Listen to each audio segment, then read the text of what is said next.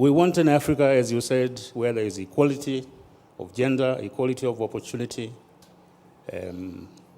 promise of a good, healthy life, promise of an educated society, promise of a leadership that thinks more about service than being served. We want all of that, borders to be removed and so on. Why don't we have it? My answer is very clear. Because you have a selfish leadership. Extremely selfish. We often think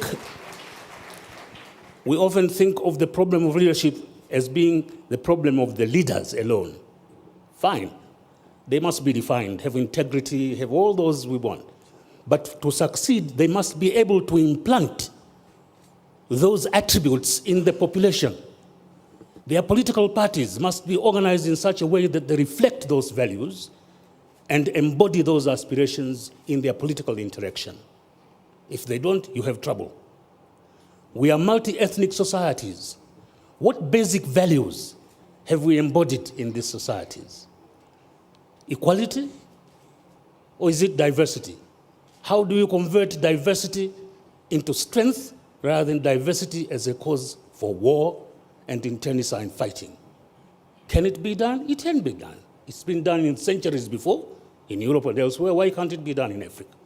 But we don't have the will because we are selfish. We are concerned of the here and now in the seat I am in. That's wrong.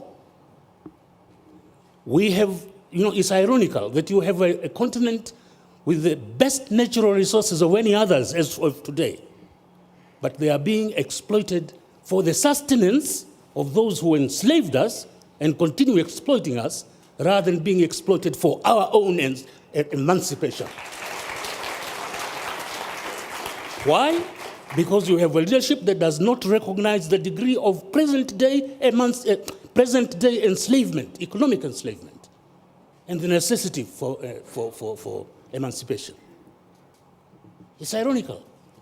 We talk about development, but we don't stop in time to define what development in our kind of situation is. One of the greatest reasons of admiration for this country, for instance, is the fact that you have here a universal system of health and education delivery. Now that is development. Rwanda is more developed than any of these Western countries in this regard, where you have assured health and education delivery.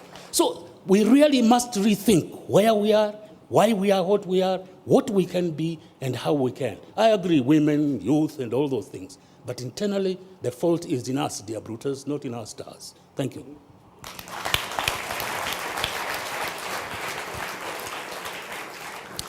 Thank you very much.